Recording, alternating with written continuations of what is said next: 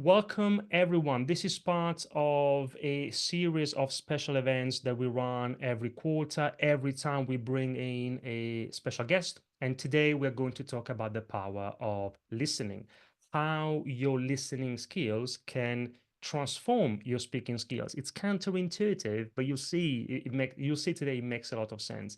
And why listening is the most underrated skill. It's often a very ignored skill for anyone who wants to lead, inspire, or make an impact. For those of you who don't know me, just a super quick intro from my side. My name is Andrea. I'm the head of a company called Ideas on Stage UK.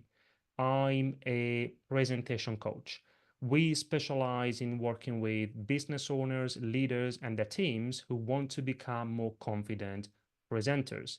In the last 15 years, we've worked with thousands of clients around the world, including business leaders from organizations like eBay, Spotify, Salesforce, Amazon, and over 500 TEDx speakers. Our mission is to stop great ideas from failing just because of the way they are presented. And our vision is to help hundreds of thousands of business leaders inspire their audiences, increase their influence, and make a positive impact in the world. And that's it, just a couple of house rules here on Zoom. I see like many of you, but not everyone. Now, for those who are not doing it, you don't have to, but if you feel like it, if you like to turn your webcam on, that's the best thing we can do to have a good connection with each other. And also, feel free to use the chat. Now that it's working, thank you again, Olivia, for spotting the technical glitch. Use the chat, any question you have, comments, ideas, reflections. Let's make it as interactive as possible. We've got our speaker today who's going to talk for about half an hour, more or less. Then you have an opportunity to ask questions. And on that point, if you have questions, please type your questions in the chat. You don't have to wait for the end of the presentation. During the talk, any question you have, type in the chat, and then I'm going to moderate the Q&A starting from the questions I see in the chat. And that's it. Then we're going to wrap it up. I also want to thank our supporting partners. You'll see some links in the chat. For example, we've got Stephen from Growth Builders. We've got a few other organizations. Check them out. These are great purpose-driven organizations like Startups Magazine, Everyday People, Growth Builders with Stephen, Investors, Startup Grind. And by the way, stay tuned because at the end of this session, I'll give you a link to a virtual goodie bag, which includes lots of free resources and promotions from our supporting partners and also from our speaker as well. And talking about our speaker, he's an author and international keynote speaker whose mission is to help people and organizations to listen better and create healthier and more effective sound, including speaking. He's author of the books How to Be Heard, Sound Business, and the latest, Sound Effects. He gave 5 TED Talks, and together they've been watched more than 150 million times. One in particular, How to Speak So That People Want to Listen, is the 6th most viewed TED Talk of all time. His vision is for a world that listens consciously and expresses itself beautifully.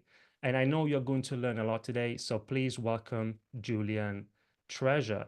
Round of applause, even if it's a virtual one, for Julian. Julian, thank you so much again for your time. I'm looking forward to it. Whenever you're ready, feel free to go. The audience is all yours. Thank you so much. Grazie, Andrea. And I'll just move myself out of the way here. I'm going to use some slides and also some sounds. So if you've got them available to you, I do recommend pop some headphones on. It's okay if you don't, but much better if you do. Let's start by doing something kind of unusual together. Listen.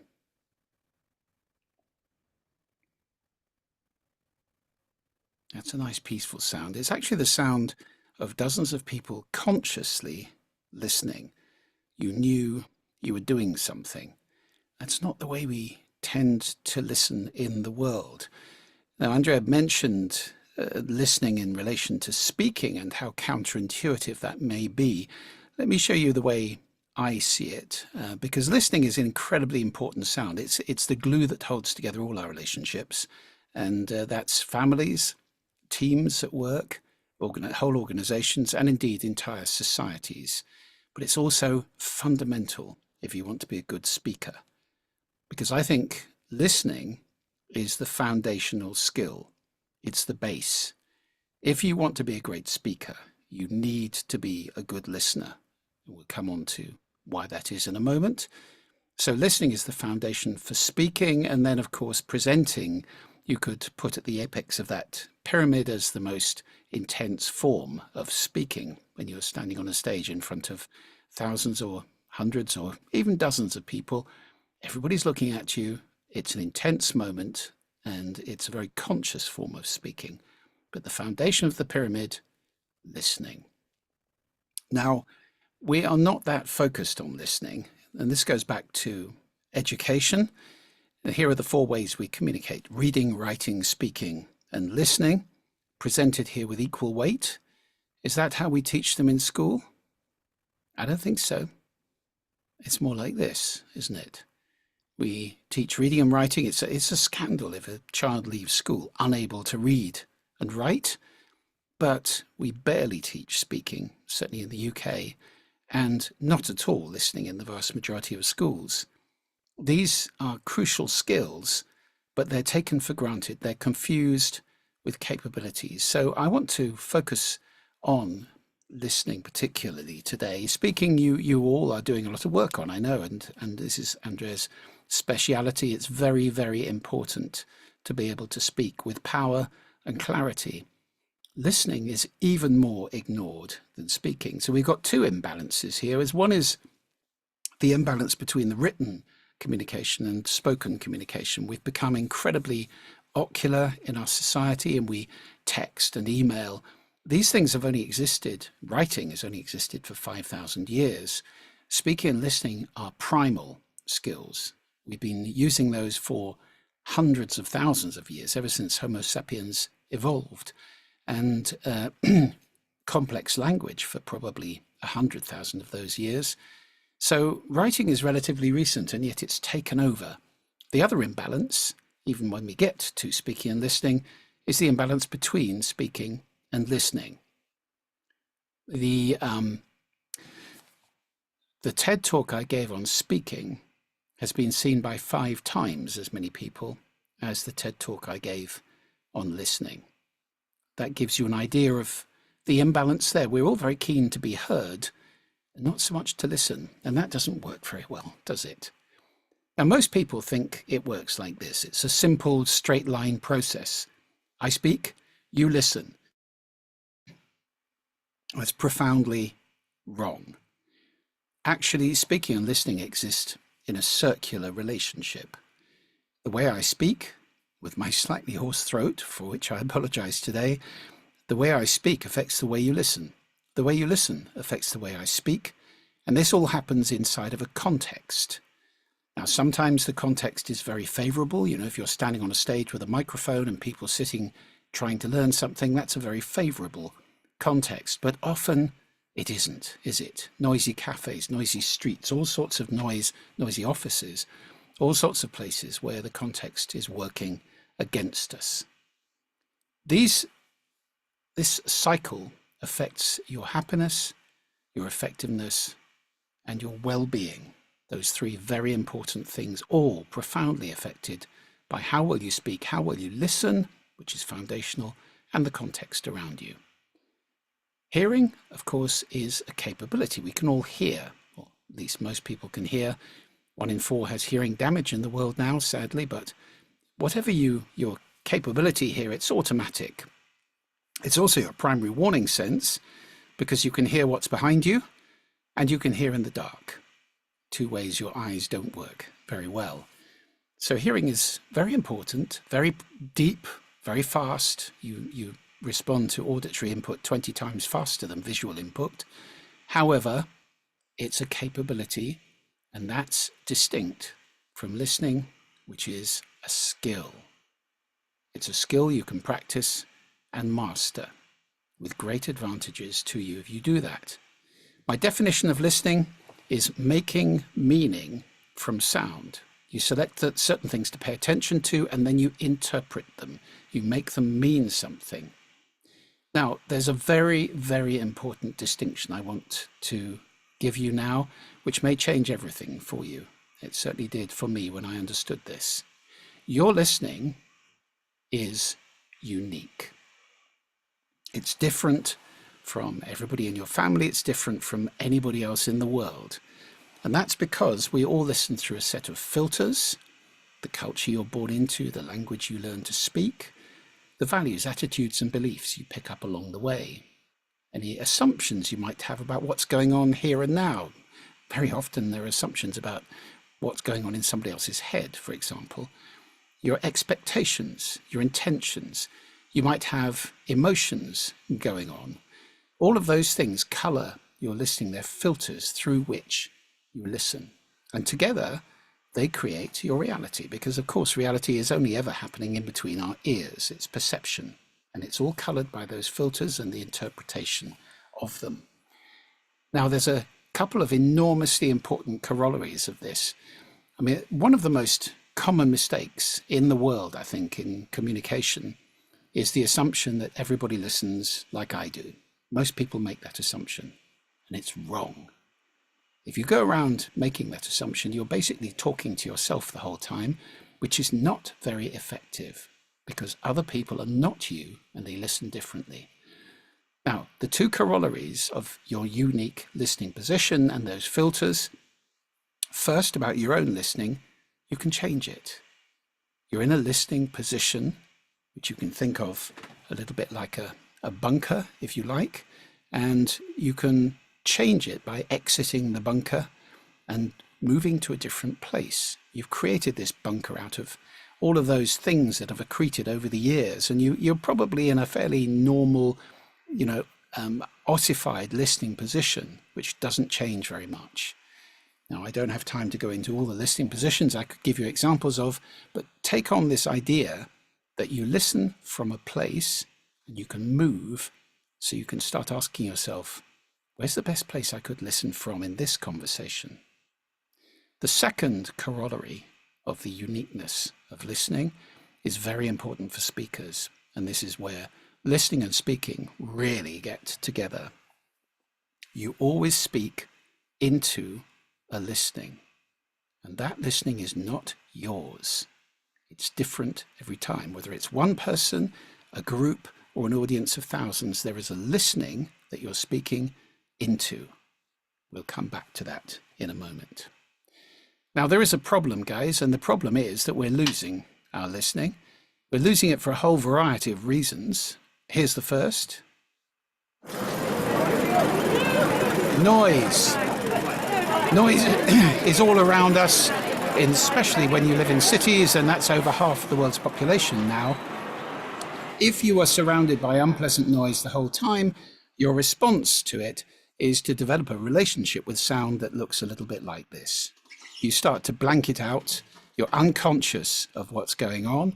And that relationship, I think, is something that's very common in the world. Most people aren't thinking about sound and really don't pay much attention to it at all. So that's one big reason why we're losing our listening. The second is this lot. There are some very, very big organizations spending billions to grab your attention and mine. And that attention is very important for true listening. Scott Peck said you cannot truly listen to another person and do anything else at the same time. Well, that's a fairly extreme form of listening that's almost non-existent in the world now. You could try giving that gift to somebody in your family later on today. Actually give them your full attention. You might get the response, "What are you doing?" Because we're not used to being paid attention like that. We're so used to being partially listened to while somebody's doing something else, normally tapping something in their hand.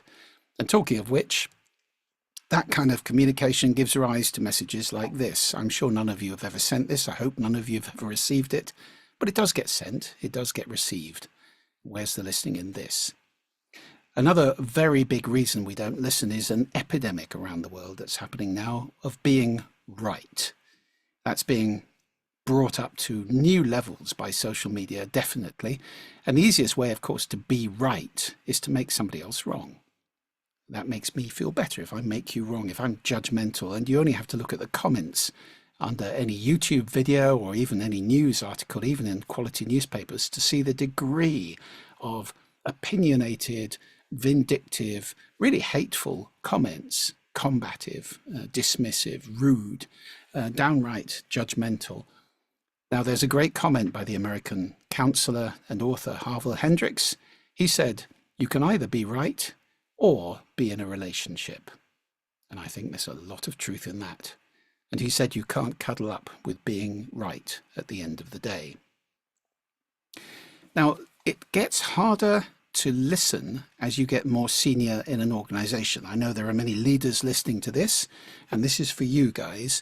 There are many reasons for the difficulty of listening in leadership. I mean, you're supposed to know everything, aren't you? You're supposed to tell people things. You're supposed to be, driving and the force and know the answers and so forth, not sit there listening.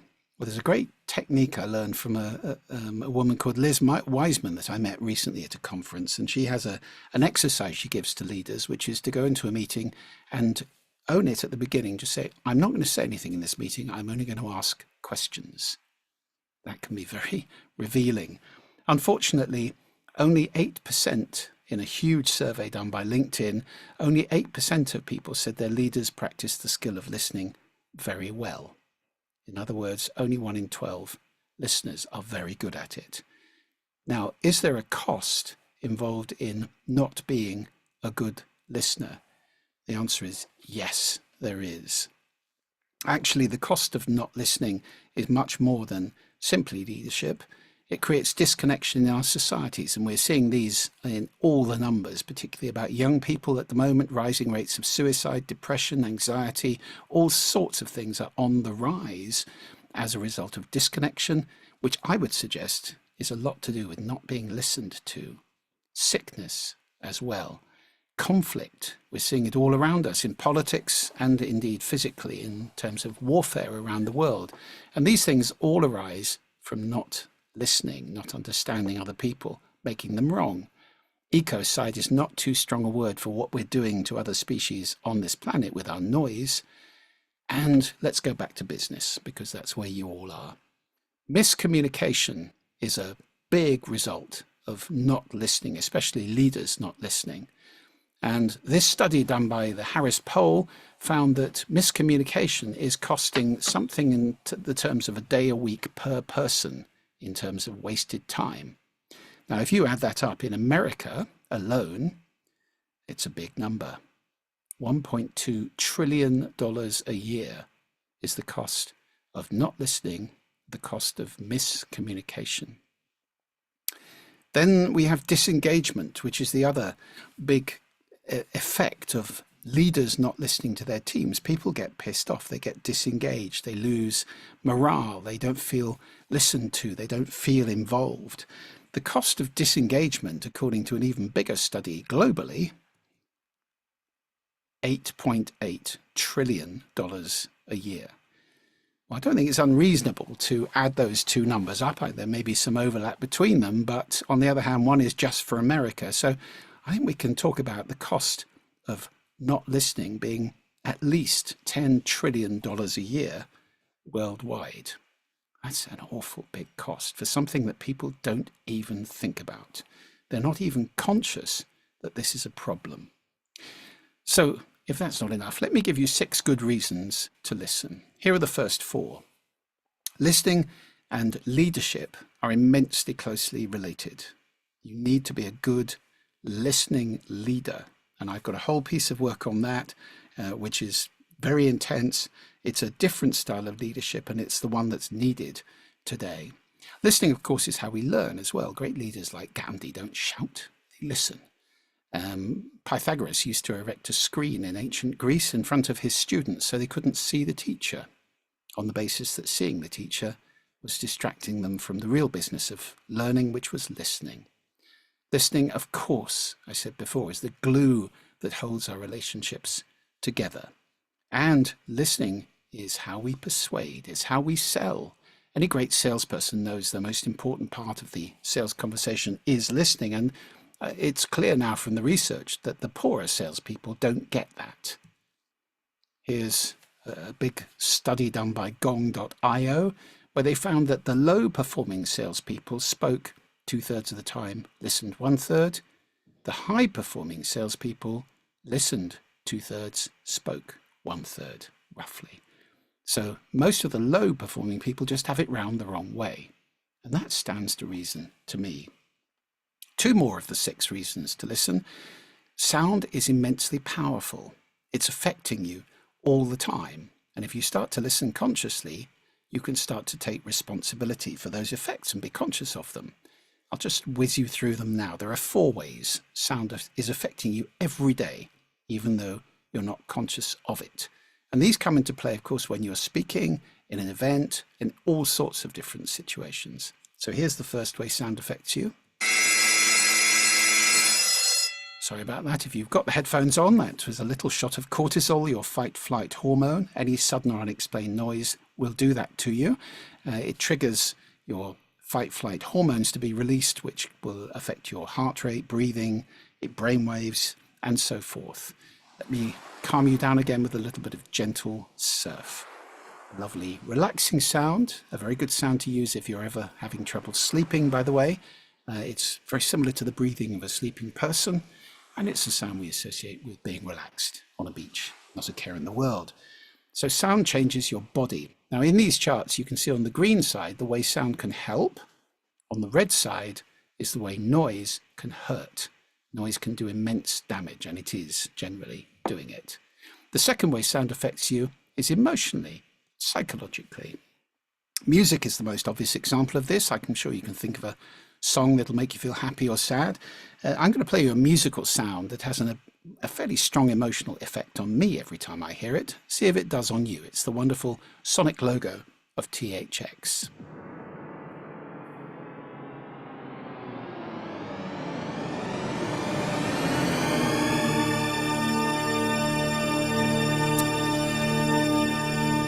Gives me goosebumps every time. I hope you felt something too. Music's not the only sound that changes our feelings. Over the years, in my years of audio branding, I used birdsong a great deal in spaces. We put it in the service station toilets of BP all across Europe, and customer satisfaction in the service stations went up by 50%. It's a lovely sound that people enjoy. It's also a very good sound to work to, because it's easy to set aside if you're wearing headphones in a noisy office. It doesn't distract you, unlike music, which will distract you more pleasantly than the noise around you, but it still distracts you. Birdsong doesn't. And it's also nature's alarm clock, time to be awake, a very useful sound to use. The third way sound affects you, and there's a bit of birdsong, the third way sound affects you is in your cognition. It's how well you can think.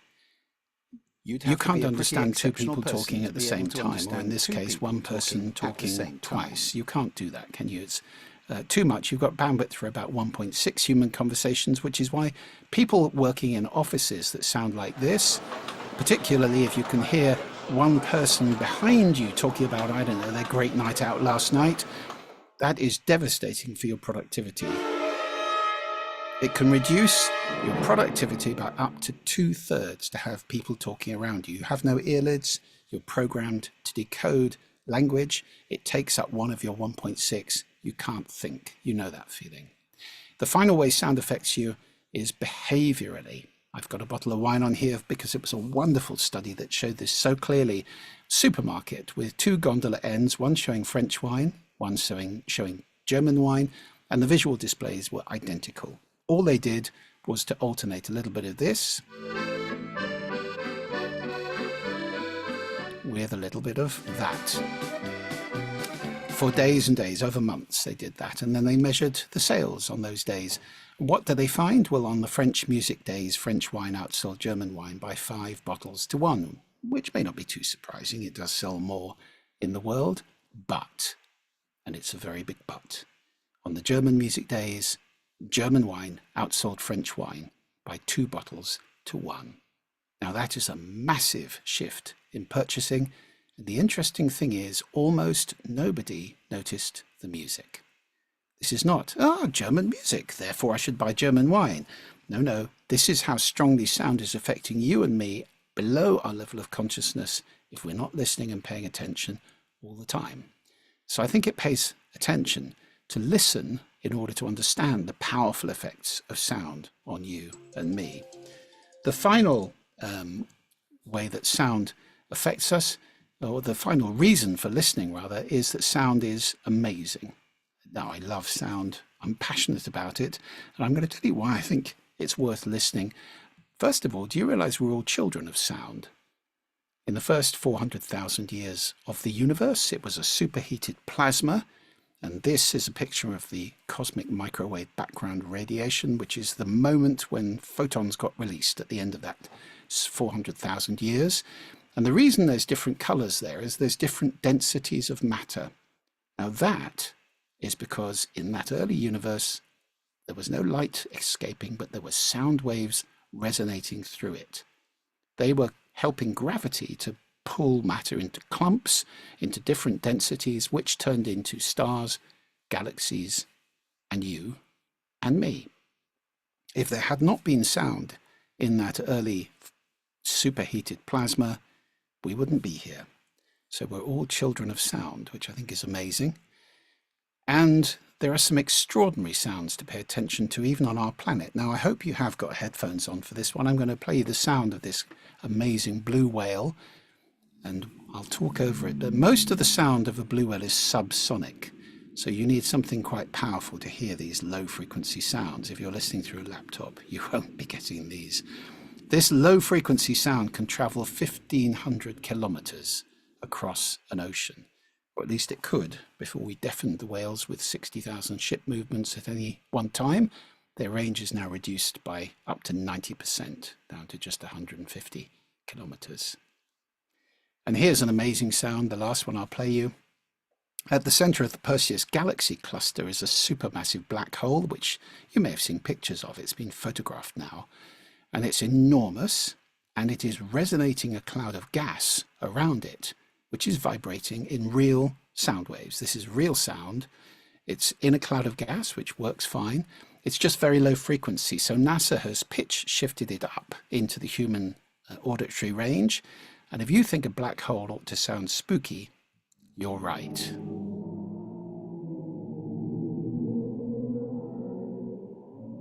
You're listening to the sound of a black hole, one of the weirdest sounds you'll ever hear. So sound is amazing. Those are 6 reasons to listen, and I'm going to end with 4 steps that you can take away to improve your own listening. First of all, I talk about the 4 C's of effective listening. The first C is to be conscious that you're doing something. It's not natural, it's not a capability, it's not hearing, it's not automatic, it's work, it's effort, and it's a skill that you're exercising. If you're not conscious that you're listening, you're probably not listening very well. So that's the first C, becoming conscious.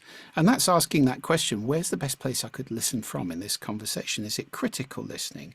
Is it empathic listening? Is it listening from a particular place or for something in particular? All those kind of ideas. The second C is commitment. Sometimes you do have to put everything down. Now, we do a lot of partial listening in the world. There's nothing wrong with partial listening as long as you're conscious that that's what you're doing and checking that it's appropriate. So if your partner comes in and you're cooking or doing something like that and they're telling you a little joke, that's all totally appropriate. But if they come in floods of tears and they've got something really bad that they need to share with you or something upsetting, that is time then to say, hold on a second, let me just put this down. Let's sit down so I can listen to you properly. So being committed to the right listening position. Compassion is the third C, listening to understand people, not judge them. And the final C, curiosity, seeing everybody as an opportunity to learn. It may be that you're going to learn how not to do something or what not to do, but there's always something to learn.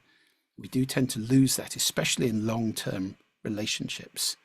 A great practice there is to listen to your partner as if for the first time. Make that a practice. Let them surprise you again, and you will be amazed what may happen. The second of the 4 steps, savoring. So in any room, space that you occupy a lot, close your eyes, listen, and ask yourself these 3 questions. Is this sound helpful? Is it helping me to do what I want to do in this space? Is it healthy for me? And is it making me happy? If you get a no to any of those 3, you now have the ability to change it. And you can't change anything until you shine the light of consciousness onto it, and that's what this exercise does for the sounds that you typically encounter in your house, in your office, wherever it may be. The third, rediscover silence. I recommend 3 minutes a couple of times a day as a bare minimum. We don't get much silence in cities. It's a wonderful sound, a very important sound. The whole last chapter of my new book, Sound Effects, is about silence, the different kinds of silence and what it can do for us. It's the baseline. It's the baseline from which all sound is judged and referred. So without having a relationship with silence, which many people don't, a lot of people, if you fall silent, they start to feel uncomfortable very quickly. If that's you, you really need to practice. You need to be comfortable with silence. As a speaker, it is so important to have a good relationship with silence. When I'm speaking on stage, I can stop. Now, I won't do that for long here. You could see I'm still here. But nevertheless, when you're dealing with headphones and signals, people think, oh, hang on, something's gone wrong. On stage, I can do that for, I'm not kidding, a minute. And if I stand there, not looking fazed or upset, the audience is perfectly okay with that. And they're all going, oh, that's nice. That's a bit of peace. What shall I have for lunch? And so forth. So silence is really powerful, and to being comfortable with it, especially in sales, absolutely critical. The final of the 4 steps is a mechanism I call PAVE. Paraphrase, admit, validate, empathize. Paraphrase means repeating back what you understood that was sent. So you're checking that you've received what was sent. That's not always the case. Very important. Admit, let it in. Even if you fundamentally disagree with what was just said, let it be right for that person. Let them have the ability to be right. Everybody says and does everything for a good reason. Even if you fundamentally disagree with it, it's true for them. That means you can then validate. What does that sound like? Okay, John, I don't agree with what you just said, but I completely understand why you believe that. Makes sense that you would think that, given what happened to you, blah, blah, blah. Then you can empathize. You can say, so if that's what you believe and this is what happened, I really understand why you're feeling upset about this. I wouldn't have felt upset about it, but I get why you're upset about it. It is so much more powerful to do that than to say, don't be silly. What are you upset about that for? That is invalidating somebody, and it's the route to escalating conflict, miscommunication, poor teamwork, and so forth. Guys, listening also creates powerful speaking every time. And I'm just going to go back to what I said earlier. You always speak into a listening. That listening is never the same. It changes through the day. I'm often given the graveyard slot, which you all know, I'm sure, what that is if you're speaking professionally or even amateurly, if that's a word. But you know what the graveyard is, after lunch. And they go, he's a TED speaker, he can deal with that. We'll give him that one, because it's difficult when people's blood is in their gut and they're a bit sleepy and so forth. The listening changes over time. It changes from person to person and group to group. Now, you can guess it in advance of having a talk to give by thinking about the intentions. There are 3 intentions in play anytime you're speaking. There's your intention for you, there's your intention for them, and there's their intention for them. That third one is the listening you'll be speaking into, and that's what you have to guess. And you can do that by thinking carefully about demographics. My phone keeps going off for some reason. I have not set an alarm. Demographics, psychographics, whatever other information you can get. Talk to them in advance. Find out what their concerns and fears and what are they wanting to get out of this. There's another very important question to ask, which is put yourself in the seats of the audience and ask, so what? Why would this be important to them? So you have to be them and think that question, which is the question that editors hammer into trainee journalists when they're writing stories. Why would people care about this? So When you're speaking, this is the question to ask. What's the listening I will be speaking into? And then when you're standing in stage, you're asking yourself always, what's the listening I'm speaking into right now? Sense it. As you ask that question, you will just get better and better at sensing the listening that you're speaking into.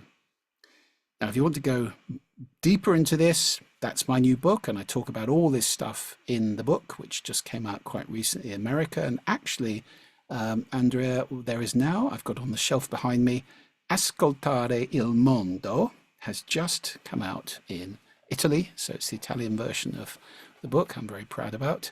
And also, I do invite you, and there's going to be something in your goodie bag about this, to join me in the Listening Society. I've launched an online community, which is designed to be a pathfinder, the thin end of a wedge, I hope, of increased listening in the world. It's designed to be a place where people can come and improve their listening and invite other people and collaborate and share their problems, their solutions, and so forth. And lots of training courses from me are in there. If you want these slides, there's a QR code. I'm sure many of you use Talkadot when you're speaking. This is Talkadot. So by all means, use that QR code or that web address and that code in order to get a PDF of all the slides I've just used today. It just remains for me to say thank you very much for lending me your eyes and your ears today. It's been a pleasure to talk to you, and I'd be very, very happy to answer any questions you may have. Thank you, Julian. Thank you. The pleasure was all ours. Definitely was mine. And I'm still thinking about that quote that you mentioned. I don't remember who said that, but I think you said something like, "You can either be right or in a relationship." Yeah, I Harville Hendricks, yeah, brilliant man. I love that, and it resonated with me so much for for many reasons at the moment. And now I'd like to I'd like to ask you a couple of questions, and for everyone, if you have any specific questions, again, feel free to type your questions in the chat. I'm happy to take yours and to give your questions a priority. But because also at the beginning, when I asked what would you like to take away from this session, there were a few interesting comments, and I'd like to connect some of these comments to some of the things that you said. One thing you said, Julian, is that the definition of listening is making meaning from sound. And there were a couple of comments at the beginning. Someone said, how do you read unsaid messages? And also Deepak, for example, said, I want to learn more about listening beyond words. So I'm just thinking, okay, the definition is making meaning from sound. Deepak, for example, wants to know, okay, what about listening beyond words? Do you have anything to say to that particular point? Yes, of course, there's a lot of non-verbal communication that takes place. I've just actually written, I don't know if it's been published yet, I've written a debunking of the Morabian myth, which people always spout on stage. 93% of communication is non-verbal rubbish. Morabian did find those numbers, but they were only associated with non-verbal communication when the the spoken and non-verbal elements clashed, and when it was about emotions. That's it. So it's completely untrue. And if you want to test that theory, just try watching a TED talk with the volume off and then see if 93% of the communication is non-verbal. No. So that's not true. However, I was lucky enough to make friends with Pam Geisler at TED recently. She's written a wonderful book called Lie Spotting, which I expect many of you have read. There's also a great book called What Everybody Is Saying by Joe Navarro, the former FBI negotiator, and so forth. These are important things to understand. Body language is vital, and we can pick up many, many cues from the non-verbal. Also, in the verbal side of it, it's not just the words, of course, it's the prosody, the intonation, the tightness of the throat, the tone, the timbre. There are so many elements in verbal communication, which is why it's so much richer than reading something. It's why we often get emails misconstrued, for example, because you can't hear the tone of voice, you can't hear what's meant, the emotion behind it. So yes, you can learn to pay attention to all of these things, and it's very important to do so. So I'm being quite strict by saying making meaning from sound. There are much broader definitions of listening. You can talk about corporate listening, which is reading texts and tweets and whatever as well. There's all sorts of layers of listening. I'm focused on this one because this is the one that to me is missing mostly in the world. And if you start to pay attention to what people are saying, you actually listen with your whole body, then you are engaging all those other things pretty much automatically. When I have a little tool called RASA, which is receive, appreciate, summarize, ask, and the receive means look at the person. Look at the person who's talking. We all feel how irritating it is. If you're talking to me, Andrea, and I'm going, yeah, yeah, really, okay, yeah. I mean, you're not landing. And you can feel that, and as frustration starts to build and resentment because you're being dismissed or, yeah, I mean, it is so important to pay attention in that way. Not always, but if it's important or if you're being polite, yes. So receive, appreciate little noises like, oh, really? Summarize the word so, and then what I got is this, and asking questions. That's RAS. It's a very powerful little tool in conversation. But yes, all those other things, the non-verbal things matter too. Rasa, RASA, and yes, also the book by Joe Navarro, What Everybody Is Saying, is a great book, great title as well, by the way. Yeah, And brilliant. there's a question from Nicola Redman. She says, I'm a voice coach because you were talking about verbal communication, voice. So she says, I'm a voice coach, and a lot of my clients in business often get used to not being listened to, which affects their voice and their ability to be heard. Do you have any advice on helping people recover from chronic not being listened to so that they can feel they can be listened to? It's a problem that I often get asked is what do I do when people aren't listening to me habitually? Some people just are not good at listening. Maybe they've grown up in very noisy families or families where there's a lot of abuse or verbal abuse or any other kind of abuse where listening is not going on, and they just don't develop the skill. Most people, as I said at the beginning, don't even know it's a skill, so they don't know they're missing something. It's not a great strategy to say to somebody, do you know what, you're a terrible listener. That doesn't tend to work very well. We all think we're good listeners. That's part of the problem. There's this kind of gap between reality. It's a kind of denial thing going on. The technique I recommend using, which can work over time, so this is kind of a way of recovering, which is to get back into being listened to, is making appointments.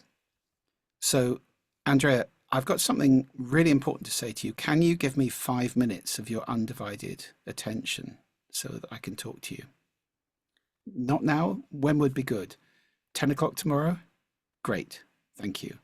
Then at 10 o'clock tomorrow, if you start doing your email while I'm talking to you, I think I have the right to say, Andrea, you did say you would give me 5 minutes of your undivided attention. We all like to be true to our word.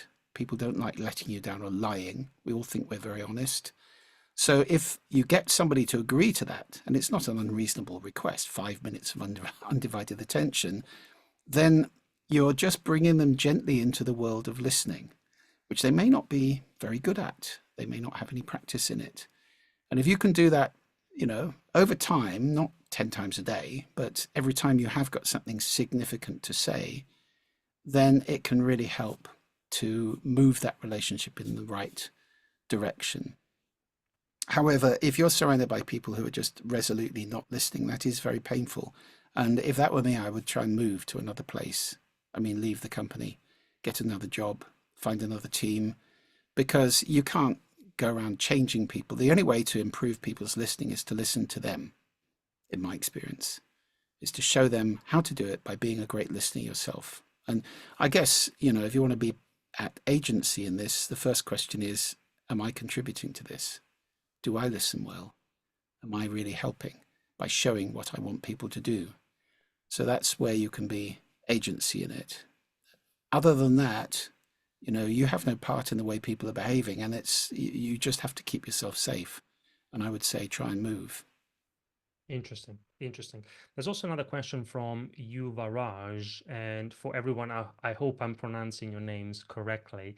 What's a strategy that one should adopt when someone interrupts frequently are listening? Interrupters are very common, and again, this is a habit people get into, especially if they are wedded to being right. They think they're right a lot. They think their opinion is more important than other people's. Unfortunately, we think faster than we speak or listen. So if you're speaking, somebody can be thinking ahead. They can think they know, they can project, they can think they know what you're going to be saying next, and get to the end before you've got there because they're thinking faster than you can speak. Sorry about my throat today. And there are ways of bringing this to people's consciousness, which are don't get angry. I mean, anger doesn't help. Hold on, Andrea, 1 second. I hadn't actually finished there. Can I just finish what I was going to say politely? If you just do that consistently, then somebody may well get the message. Becoming confrontational, angry with people, again, is not a great solution because it's making them wrong, and people get immediately defensive about that. If it does go on a great deal, if you've got the ability to put this in a safe container, go to a room, ask for a meeting, go to a room and say, now, there is an issue in our communication. I'm feeling, just own it yourself, I'm feeling that I get interrupted a great deal when I'm speaking to you. Are you aware of that at all? Then either yes or no. If no, it becomes slightly more difficult. Well, I'm sorry, but that is what I'm feeling. Would you pay attention to this in the future? Because it's causing me quite significant distress. So again, it's sharing how it is for you, not making the other person wrong, not pointing a finger, simply saying, this is what I experience and this is my reaction to it. Do you acknowledge, do you spot? So, you know, when you're managing, it's always about establishing the performance gap, isn't it? With somebody who's subordinate to you. Well, this is maybe a manager of you, and you're establishing a performance gap in the gentlest possible way by asking, are you aware of this? Do you recognize this? So there's some thoughts on interrupters. I teach, I mean, if somebody's willing to look at this, the best medicine for interrupting is to take a deep breath before you speak. If you get into the habit of, you might just realize the other person's speaking as you're doing that. It just gives you that 1 or 2 seconds to pause before you dive in. Thanks again.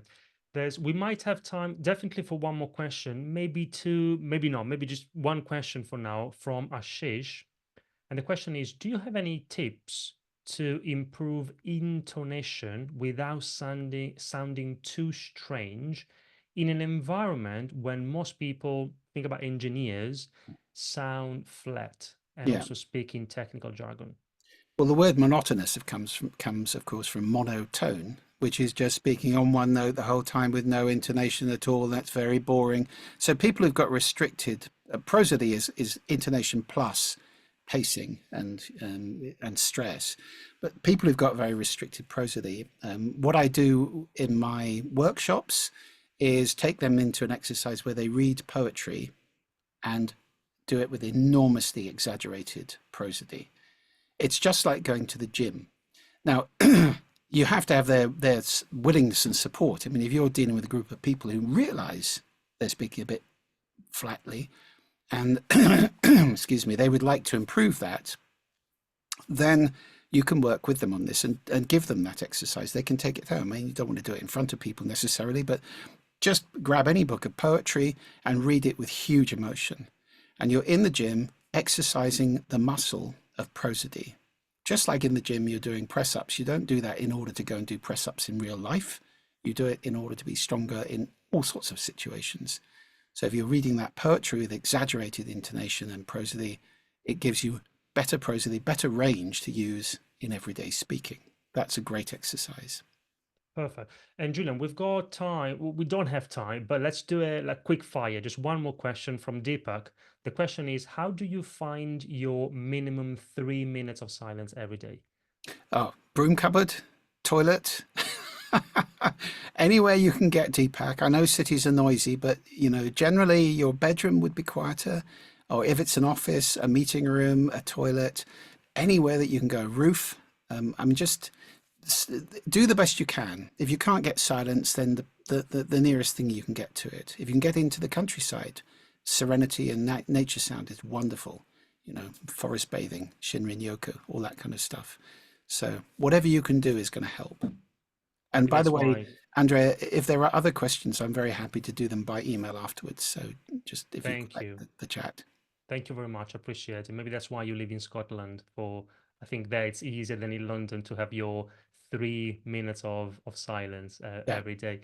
And okay, let's close with these. Ron Jane, if you don't mind, let's include the link to the goodie bag and the other things. So for everyone, you'll see that there are a few links in addition to the supporting partners, Ron. So we've got some links to our supporting partners. Again, check them out. And then you'll see there 3 links. One is a virtual goodie bag, which includes lots of free resources and promotions from our supporting partners and the Listening Society from Julian as well. Then you've got the second link, which is a scorecard, which allows you, like from the speaking side of things, not the listening side of things, it allows you to assess your current presentation skills. So the top of the pyramid that Julian showed for free in less than 3 minutes. So it allows you to do a bit of a self-assessment. Again, check it out. And also, just so you know, we already have a date for the next special event. It's going to be on the 23rd of September. And that's the third link. You can already register. We've got, as a special guest, we are going to host Terry Zuplat. I'm super excited about that. Terry worked as a speech writer for Barack Obama for 8 years. So super excited. Again, feel free to register if that's of interest. And one final thing, and then we can close. But this is not for everyone.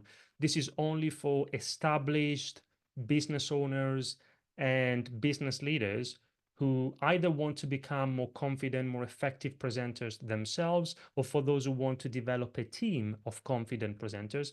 If that's you, then I would be very happy to offer a free consultation to see if there's a fit between what you may be looking for and what we have to offer. And regardless of whether or not there's a good fit, I can promise you that if you attend the consultation, you walk away with much greater clarity on how you and all your teams, your colleagues can become more confident presenters. And you'll also walk away with a free copy of my book just for agreeing to have a chat. If you are interested, just type 121, the numbers 121 for a 1-to-1 consultation. Type 121 in the chat. Thank you very much, Petra. I saw your I saw your comment. And just to clarify, if you type 1-to-1, you are not committing to anything. You are just telling me that you'd like to learn a little bit more about what the consultation is about, what the objective is. So if you do, then I'll get in touch. I'll give you all the information you need. And then if together we see that it makes sense to go ahead, then we'll go ahead and find the time to speak. If it's of interest, great. If not, no problem at all. And again, Julian, thank you so much for your time today, for sharing your ideas, your insights. I've learned a lot. To everyone, thank you as well. I do hope that you enjoyed it as much as I did. I hope that you found it useful. Let's keep in touch. All the very best. Ciao. Bye bye. Thank you.